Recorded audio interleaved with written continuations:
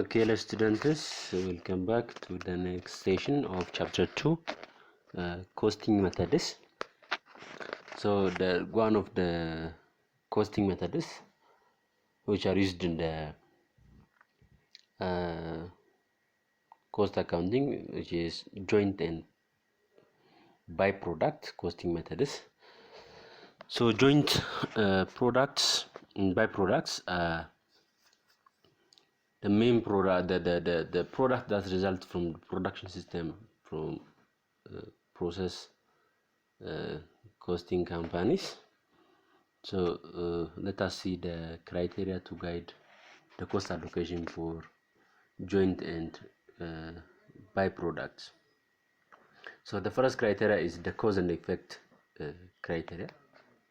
So using this criterion, managers identify the variables that cause resource to be consumed, and the second is the benefit received criterion. In this criteria, managers identify the benefits of the use for the cost object, and that is the fairness or equity criteria. In this criteria, it's often cited on the government contracts, and costs allocations are the base for establishing price satisfactory to the government and its suppliers. The fourth one is ability to bear. This criteria advocates allocating cost in proportion to the cost object's ability to bear them. So these four criteria will determine how we can allocate cost based on the costing method is known as cost for the byproduct and joint products. So the role of dominant criteria, how one criteria can be dominant to the other. The first one is the cause and effect and the benefits received criteria guide most decision related to the cost allocation. And the fairness and ability to bear are less frequently used. That's why sometimes companies prefer to use the cause and effect or benefits received criteria to allocate the joint and byproduct costs. So fairness is an especially difficult criterion to obtain agreement on. That's why the ability to bear criteria raises issues related to cross-subsidization across users of the resource in an organization. So the intent is to allocate the cost based on cost or cause-effect relationship, or based on the benefit received relationship. That's why the two methods are preferably used in the business costing methods. Let us back to our concept, which is joint and byproducts. Let us define the joint cost. So this joint cost problem arises when companies inescapably produce two or more products simultaneously out of the same process. If two or products will result from the same process, like production of sugarcane, and the resultant product, or the byproduct results from the sugarcane production, which is known as molasses. So these are the joint products, or which consumed joint cost.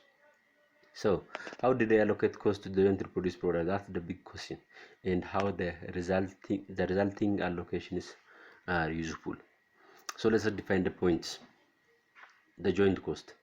The joint costs are the costs of a single production process that yields multiple products simultaneously. So industries abound in which a single production process simultaneously yields two or more products. You can see the example of joint cost. Let us take tomatoes. So in the single tomatoes production process, the tomato can result in tomato juice, tomato sausage, and tomato paste. So these three can result in the joint cost basics. Or you can take example the coal, which can be which is the coal, which can be gas, which can be benzol, which can be tar. So simple charcoal, or which known as ድንጋይ ከሰል ብለን የምንጠራው it can be gas, benzene, as well as tar ሊሆን ይችላል ነው። So the output of a joint production process fall into two general categories. The joint products, those that the company is in a business to produce, or they are termed as higher total value products that are named as joint product. And the byproducts, those that are also emerge or that are lesser value, which means ምን ማለታችን እዚህ ጋር joint production system ላይ ዋናው ምርት which ለምሳሌ ሱካር ፋብሪካ ላይ ሱካሩ ዋናው ምርት እየሆነ እያለ ሞላሰስ ተረፈ ምርት ብለን እንጠራው ባይ ፕሮዳክትስ ብለን እንጠራለን። ሞላሰሱ ባይ ፕሮዳክት ሆኖ ይቀጥላል ነው። so where they can be split up የቱኑ ጋር ነው split up የሚሆኑት? እንግዲህ በአንድ ሱካር ማምረት ሂደት ላይ ሱካርና ሞላሰስ የሚለዩበት ቦታ የቱ ጋር ነው? so the split up point is the juncture in the production process where one or more products in a joint cost setting become separately identifiable. ሁለቱ ተለይተው ተነጥለው ለብቻ ምርት ሆነው ሊታወቁበት የሚችሉበት ፖይንት ነው split up point ብለን የምንጠራው። and the cost after that point is known as separable cost. separable costs are all costs manufacturing, marketing, distribution, etc. incurred beyond the split up point that are assignable to one or more individual products known as they are considered as separable costs ባሉ እንግዲህ ከዚህ ከsplit up point በኋላ ያሉ ወጪዎች በሙሉ separable cost ተብሎ ይያዛሉ ማለት ነው። the other is joint product and the byproducts. joint products have relatively high sales value as we said at the split up point, and main products the result of joint production process that yield only one product with a relatively high sales value. so byproducts are incidental products resulting from the processing of another product like molasses in the production of sugarcane. joint products and byproducts has a relatively low sales value compared with the sales value of joint product or main product. same outputs of joint production process have zero sales value. so let us see the main product, joint product, or the byproduct. the main product has high sales value and the byproduct has low sales value. the classification of product as main, joint, or byproduct depends on its sales value, and products can change from byproduct to joint product when their relative sales value increases, and changes from joint products to byproducts when their relative sales value decreases. so እንግዲህ እዚህ ጋር byproduct joint product የሚሆነው ከፕሮዳክት ወይንም ከምርቱ የምናገኘው ሽያጭ ሌቨሉ ሃይ ስለሆነ ነው። ሱካር ስናመርት ዋናው ትልቁ ሴልሳችን የሚሆነው ሱካር ስለሆነ ነው ሞላሰስ byproduct የሚሆነው ማለት ነው። so ሞላሰስ ቢሆን ዋናው ፋብሪካው የተቋቋመበት ዓላማ then ሞላሰሱ ሜን ፕሮዳክት ይሆንና ሱካሩ byproduct ይሆን ነበር። ስለዚህ ሊጋራበት ይችላል። ዋናው የሚወስነው the byproduct እና joint product ወይንም ሜን ፕሮዳክት ብለን ክላስ ስናደርግ ዋናው የሚወስነው ሴልስ ቫልዩአቸው ወይንም ሴልስ መጠናቸው ነው ወይንም ከሽያጭ የሚያስገኙት ዋጋ ነው ማለት ነው። so why allocate joint products? joint product ለምን allocate ማድረግ አስፈለገ? so the purpose for allocating joint cost to products include and the inventory costing ነው. so important for financial accounting purpose, reports to income tax authorities or internal reporting purpose. they should be accounted because costs consume ስለሚያደርጉ cost consume አድርገናል ካል የነሱ መዳረሻቸውን መጨረሻቸው መታወቅ አለበት ነው። that is cost reimbursement contract. cost reimbursement because cost allocation required for cost reimbursement ወጪው ወጥቷል ከተባለ ወጪውን ደግሞ ምን ያህል መለሰ የሚለው ማወቅ ስላለብን ነው ግዴታ ነው። that is insurance settlement is required cost allocation when damage claim ካለ ኢንሹራንስ ብናጠሉዝ ብናደርግ ምን ያህል ባይ ነው ምን ያህል ጆይንት ነው የሚለው ማሳወቅ ስላለብን ነው። that is rate of regulation. the allocation joint cost required if one or more of the jointly produced products or service are subject to price regulation. ለዋጋ ልክ እንደ ለምሳሌ ሱካር መንግስት ነው ዋጋ የሚያወጣው። ስለዚህ በዋጋው መሰረት ኮስቱ የተመረተበት ኮስቱ ታውቆ ትርፍ ወይንም ኪሳራ መለየት ስላለበት ነው። the other is litigation. joint cost allocation important in litigation involving one or more joint products. ክስ ነው ወይንም ክርክር ቢኖረን ለመለየት ሁሉም የራሱ ወጪ ተለይቶ መታወቅ አለበት ነው። okay the basic one ነው ነገር ከተሰነ allocation, how we can allocate the joint and byproducts cost allocation. so there are two basic approaches to allocate joint cost. these are market based data approach and physical measurement like weight or volume. So in the first approach, the sales value or the market-based data approach, there are 3 methods in this approach: the sales value at Splitoff method, the estimated net realizable value NRV method, or the constant gross margin percentage NRP method. Or these 3 methods are under approach 1, which is these 3 methods will use data from the market, or they will use market data. Let us see example. Assume that Lubo company incurred $200,000 of joint cost to produce the following product: product A 10,000 units, product B 10,500 units, and product C 11,500 units. So the company want to produce 3 products by incurring $200,000, and their physical measurement, which is known as their weight, ክብደታቸው ማለት ነው። 20,000 pounds ክብደት መለኪያ ነው። 48,000 pounds and 12 pounds እያንዳንዳቸው። Then using sales value at Splitoff Point method under approach 1, you can allocate joint cost to joint products on the basis of relative total sales value at the Splitoff Point. እነዚህ ፕሮዳክቶች በጋራ ወጪ ወጥቶ ለእያንዳንዳቸው ራሳቸውን ችሎ ወደ ሌላ ፕሮሰስ ከመግባታቸው በፊት ያለው ወጪን ለቶታል ሽያጭ ከሚያስገኘው ገቢ ያጣል አንፃር ወይንም ፕሮፖርሽናል ካልኩሌት ማድረግ ነው። So let us see. እንግዲህ we have given sales values per unit, sales value per unit. product A $10 ቢሸጥ፣ product B $30፣ product C $20 ቢሆን what's the total sales value at Splitoff Point? total sales value ምን ይሆናል ነው? because product A 10,000 ዩኒት ነው ሲባዛ በ10 100,000 ነው። product B 10,500 ዩኒት ነው በ30 315,000 11,500 በ20 230,000 ቶታል ሴልስ ቫልዩ 645,000። ስለዚህ ከዚህ ከ645,000 ባለው ሪላቲቭ ሜዠርመንት ልክ ከ200,000 ምን ያህል ይሆናል ነው። ስለዚህ ለምሳሌ ፕሮዳክት ኤ ከ645,000 100,000 ቢኖረው ወይንም ከ645,000 ሽያጭ 100,000 ገቢ ቢያገኝ ከ200,000 ኮስት ምን ያህል ያገኛል? በዚህ መልክ እንሰራለን። So how much unit cost are allocated to each product? we can see ratio እንሰራለን። 100,000 ከ645,000 ከሆነ ከ200,000 ስንት ይሆናል? 31,008 315,000 ከ645,000 ከሆነ ከ200,000 ስንት ይሆናል? 97,674 230,000 ከ645,000 ከሆነ ከ200,000 ስንት ይሆናል?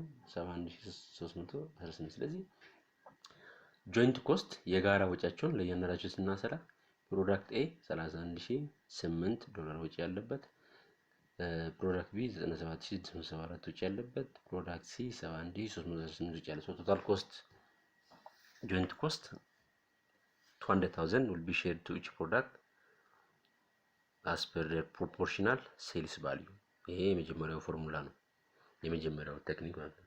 so you can determine the unit price 331,008 ሲካፈል 10,000 ዩኒት ነው 3 ከ10 ይሆናል። 97,674 ሲካፈል 10,500 9 ከ30 ይሆናል።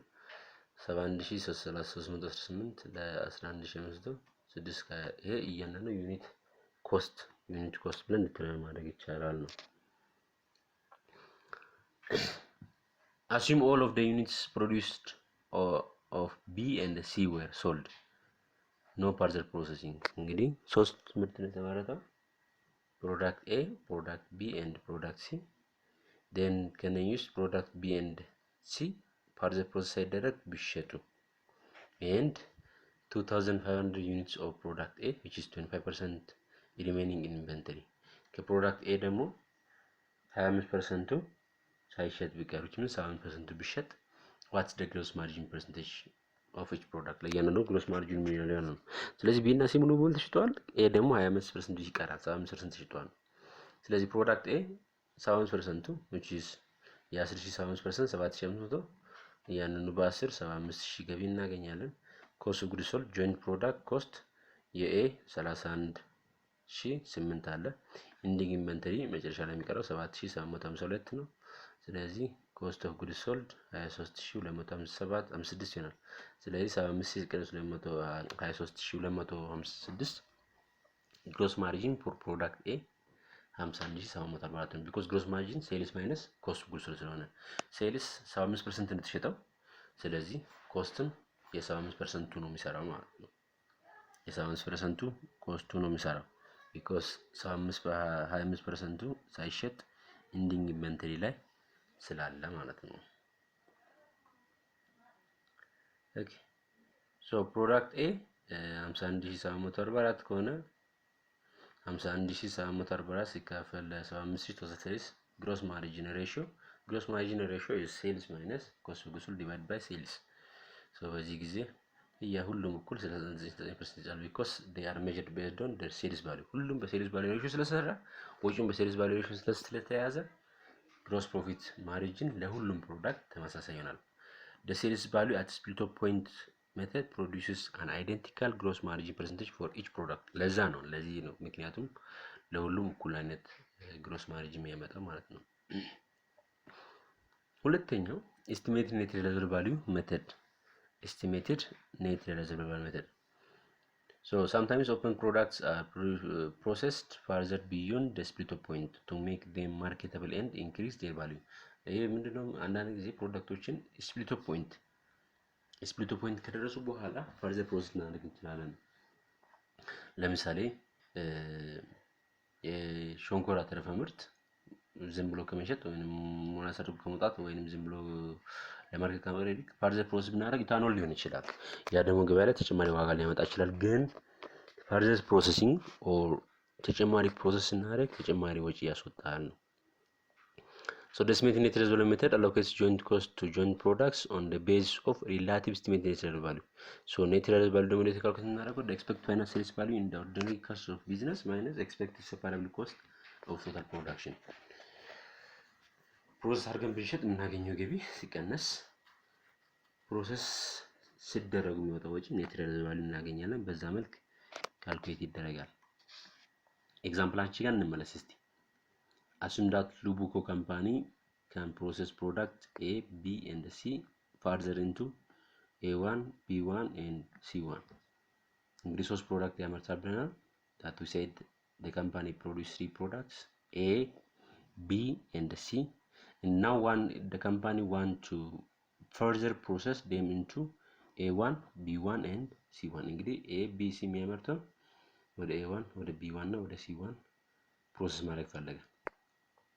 So the new sales value after further processing እንግዲህ further process ካደረገ በኋላ ዋጋው ተቀይሮ የሽያጭ ዋጋ A1 $12 ሆኖ ቅድም 10 የነበረው B1 30 የነበረው 33 ሆነ C1 $20 የነበረው $21 ነው። ስለዚህ የሽያጭ ዋጋቸው ጨምረዋል ነው።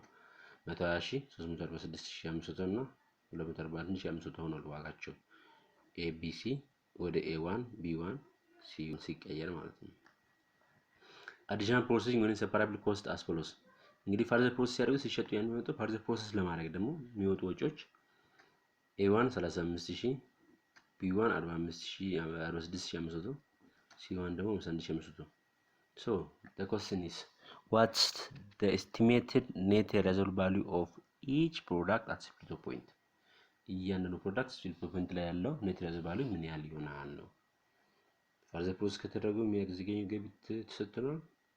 further process ለማድረግ ደግሞ የምናወጣው ወጪ ተሰጥቷል። የሁለቱ ዲፈረንስ እንግዲህ net realizable value ብለን የምንጠራው። So product A1 if it is further processed then its sales revenue will be 120,000 minus further processing cost 35,000 then estimated realizable value is 85,000። እንግዲህ ፕሮዳክት A1 120,000 ነው መሸጫው። further process ካደረግን ተጨማሪ ፕሮሰስ ካደረግን 35,000 further process cost then net realizable value 85,000 ይሆናል። ፕሮዳክት B1 346,500 revenue from further processing further process በማድረጋችን የምናገኘው የሽያጭ ገቢ then further processing cost 46,500 then the estimated net realizable value 300,000 ይሆናል። product C1 241,500. This is revenue from purchase processing minus 51,500, which is cost of further processing. Then we will get estimated net realizable value of 190,000.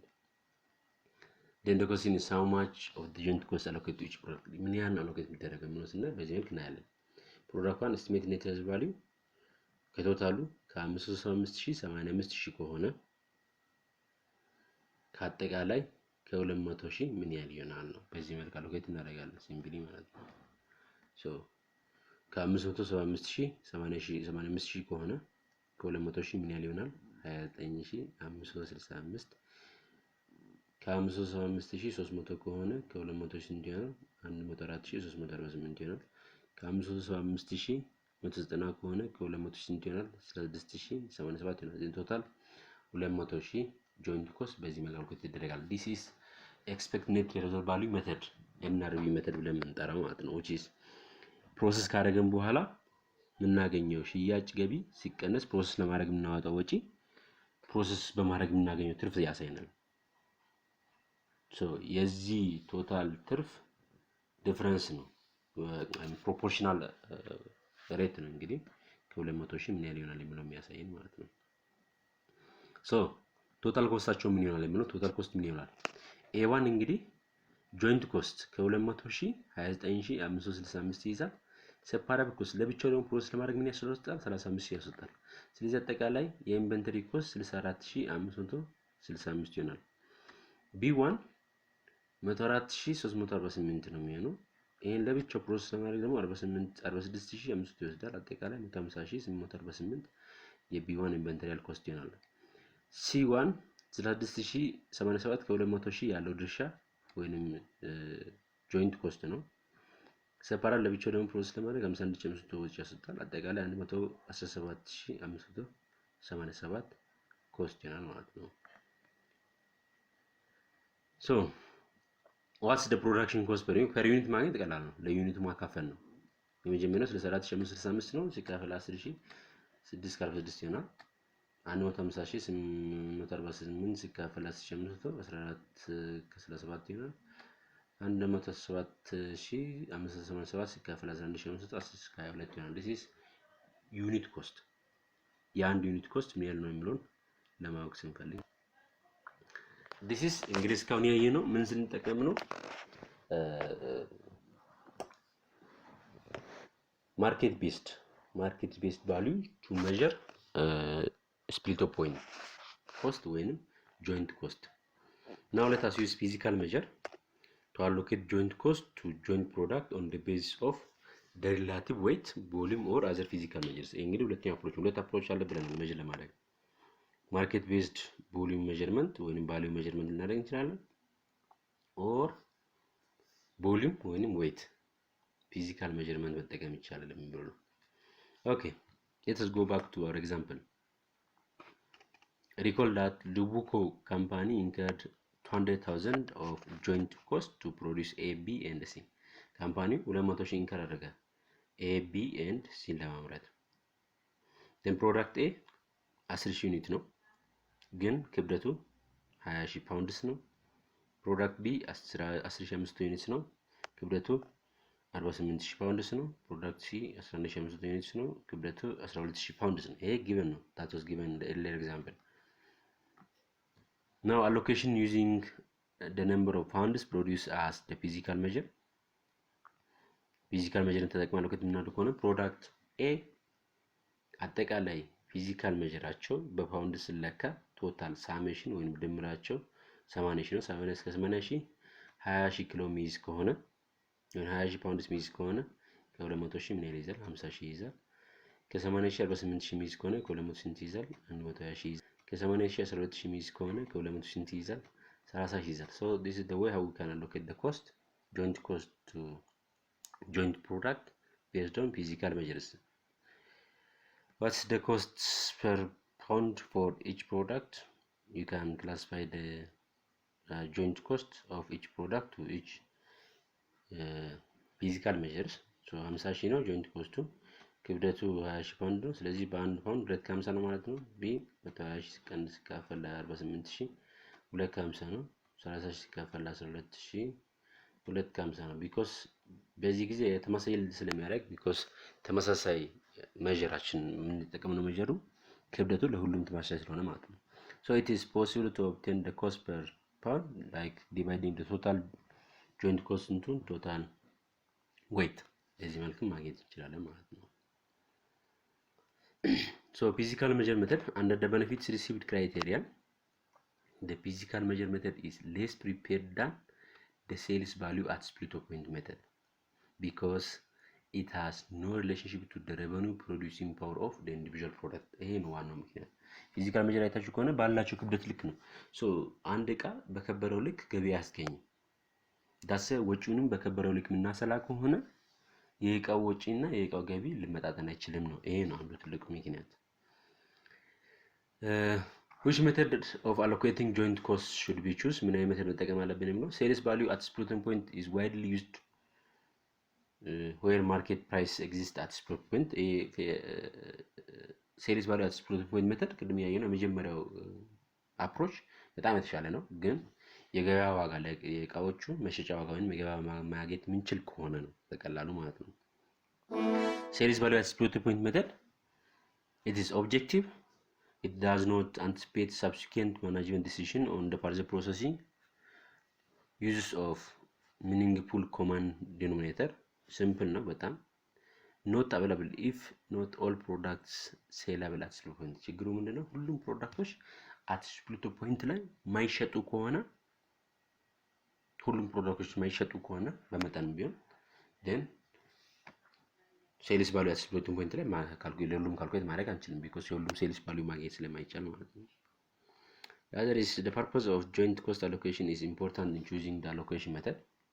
The physical measure method is a more appropriate method to use in rate regulation. አብዛኛው ጊዜ መንግስት ዋጋ የሚያወጣላቸው ወይንም ድርጅቶች ሊሆን ይችላሉ ሬት ሬጉሌሽን የሚኖር ከሆነ ፊዚካል ሜጀር ሜተድ የተሻለ ይሆናል ነው። Absolute irrelevance of joint cost for decision making. joint cost ለውሳኔ ማያስፈልግበት ጊዜ አለ። መቼ ነው?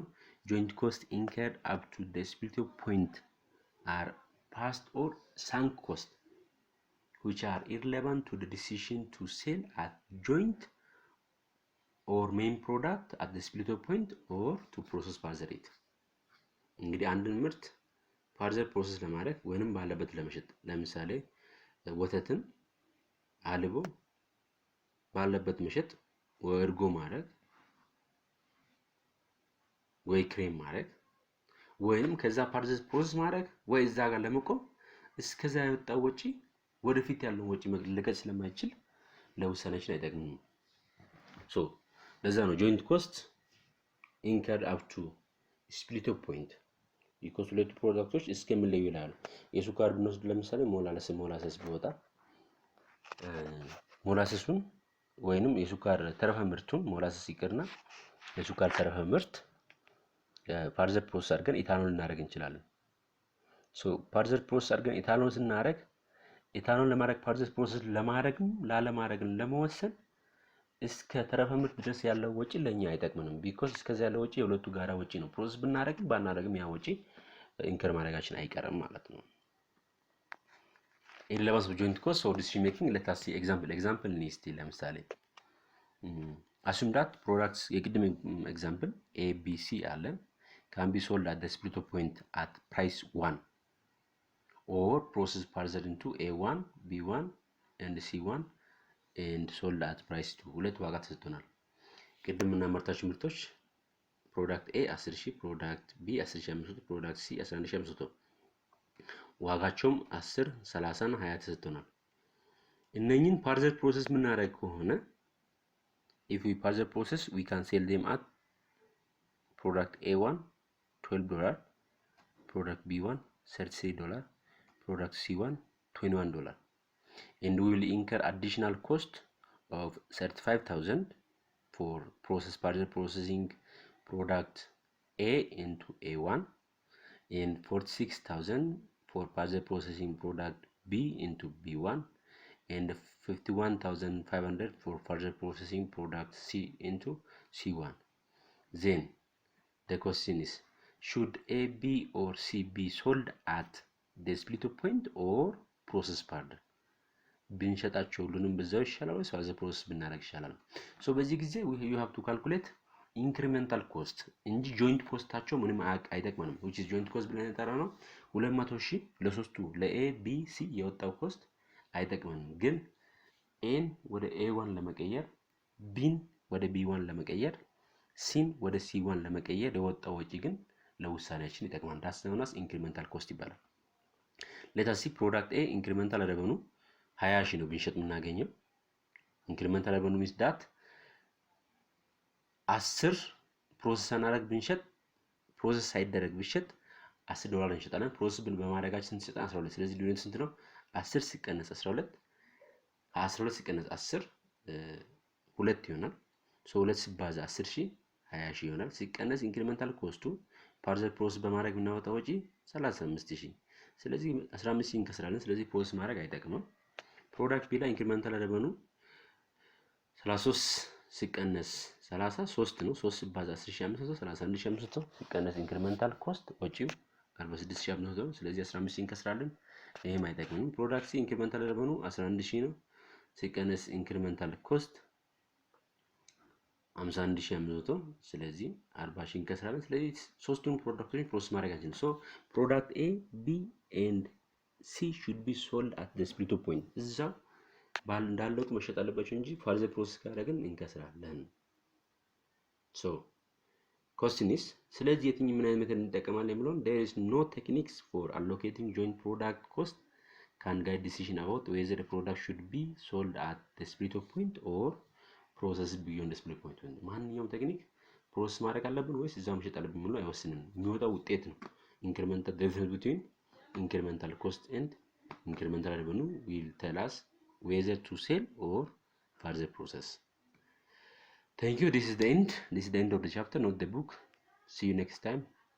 Please keep reading. Thank you.